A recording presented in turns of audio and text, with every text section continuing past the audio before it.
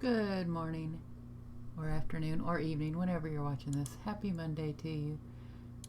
We are at the beginning of week 2 of online learning. All right, so you should have written your sentences. I gave you your verbs that you needed to write them on in preterite, and that you need to use different personal pronouns each time. All right, today we are going to take notes on the verbs saber and conocer. So that guided note sheet is on my blog on the documents page. Make sure you download that and begin to fill in. All right. Saber and conocer. Both of these verbs translate to know. Okay, but they are used in different situations. Oh no, what are we going to do? But it's okay. We're going to learn the differences. Don't worry about it. Just like we did with ser and estar, we're still using those. We will always use those. Saber and conocer is another one, and it's not quite as involved as ser and estar. It's a little bit easier.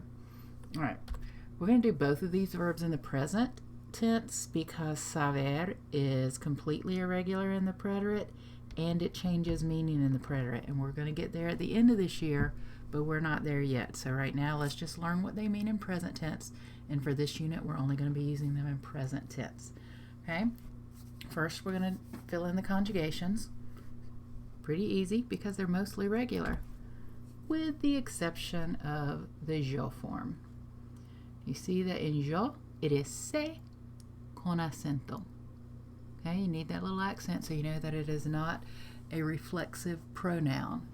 Okay, se is I know. Sabes, you know. Sabe, he or she knows or it knows, and it can be you know with the pronoun usted.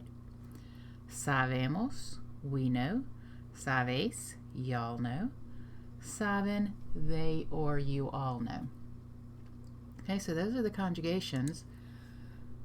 When do we use it? Cuando usamos saber? Okay, pretty easy. Okay, we use it to know facts and information. So when the sentence is describing facts and information with the verb to know, then it's got to be saber. It's used with question words, which are your interrogatives, your who, what, when, where, how, why. Remember, if you have a question word in there, if someone knows how to do something, that's going to be saber. If we know what something is, that's factor information. If you know who someone is, that is factor information. If you know where anything is, that is factor information. So interrogatives are another clue for question words. Okay, to know how to do something, I just said that.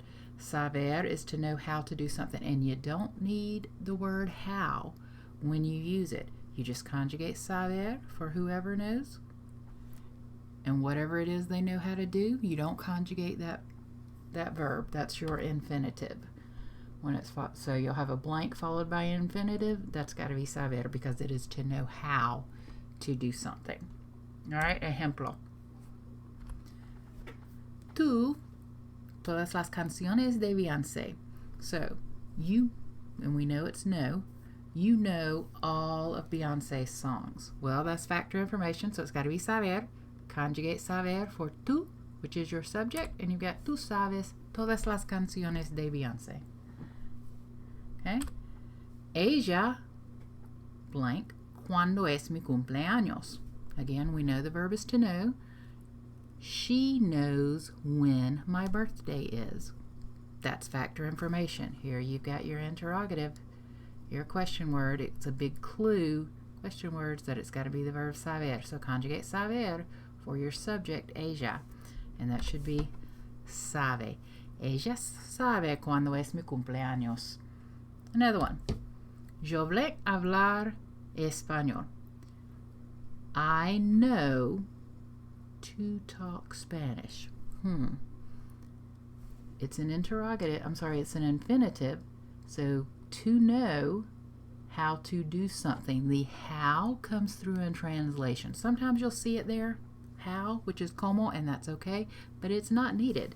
Just conjugate saber for yo, and you got yo sé hablar español. I know how to speak Spanish. All right, we're going to do the verb conocer in the present tense.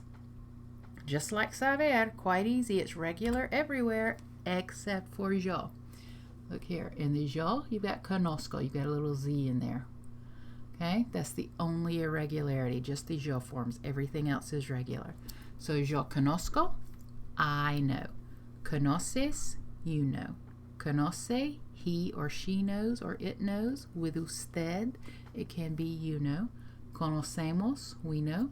Conocéis, y'all know. Conocen, they or you all know. Okay, so we already know when to use saber. Now we're going to take notes on when we use conocer. Okay, conocer is to know or be familiar with a place, or it's to know or be acquainted with a person. So conocer is mainly places and people. Okay, now if what you know is a person, then you need to use the personal a. Remember, we talked about that before with direct object pronouns and indirect object pronouns. If your direct object or your indirect object is a person, you need the personal a. Well, if I know a person, then that person needs your personal a. So nosotros blank Shakira, conjugate conocer, and add the a because Shakira is a person. Okay? Oops. Conocemos a Shakira. Shakira is a person. It needs the personal a. To el restaurante La Parrilla. Well, el restaurante is not a person, so it doesn't need the personal a, but you do need to conjugate it for the subject to. So that's just going to be ¿Conoces el restaurante La Parrilla? Asia, Savannah, Georgia.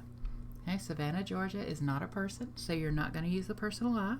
You will conjugate conocer for Asia. Ella conoce Savannah, Georgia. Yo, la profesora nueva. Well, la profesora nueva is the new teacher. That is a person. Even though it doesn't have a name, it's still a person. So you need the personal a. You're going to conjugate conocer in yo and add the personal a. So here you go. Yo conozco a la profesora nueva. Okay, so those are your notes. Let's practice a little bit. If what is known is el mercado, is that going to be saber or conocer? Okay, it should be conocer because what is el mercado? It's a place. Are you familiar with the market? That's conocer. To know or be familiar with a place is conocer. Okay, what about el cliente? If what is known as el cliente, is it going to be saber or conocer? El cliente is the client. That's a person. So it's got to be conocer. What else goes with conocer when it is a person? Your personal a. Conocer a. Okay? What about traducir? If you know, and then traducir. Traducir is a verb that is not conjugated. That's a big clue. That's going to be saber because that's to know how to do something. Conjugate saber for whoever knows, and then the how comes through in translation, and there you go. Channing Tatum. Well, you got a person. Is that saber or conocer? It's conocer a. Right? What about el centro comercial? It's a place. To know or be familiar with people or places is conocer. It's not a person, so it doesn't need the a. Puerto Rico. Got another place. Got to be conocer. El vendedor. Okay, el vendedor is in your vocabulary. It is the salesperson. Person, it is a person. So you've got conocer a. What about ¿Dónde está mi corbata? Look, you've got an interrogative here. You've got a question word. So question words mean saber.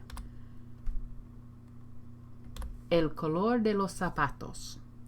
El color de los zapatos. That's just the color of the shoes. If someone knows the color of the shoes, it's got to be factor information. It is saber. What about el precio? If someone knows el precio, they know the price. Factor information. You got saber. Okay, and lastly, el dependiente. El dependiente is a person. Remember, it's in your vocab. Conocer a. Okay, so it's just a little bit of practice. You're going to practice some more. VHL has been assigned. There's another tutorial on saber and conocer. You can never have enough. Then you're going to complete and submit inténtalo, which is already assigned on VHL, as well as completar. Both of these are using the verbs saber and conocer. And that's it for now. All right, guys, have a great Monday. Remember to email me if you have any questions. Make sure you're doing your own work with no translators. And see you another time. Bye.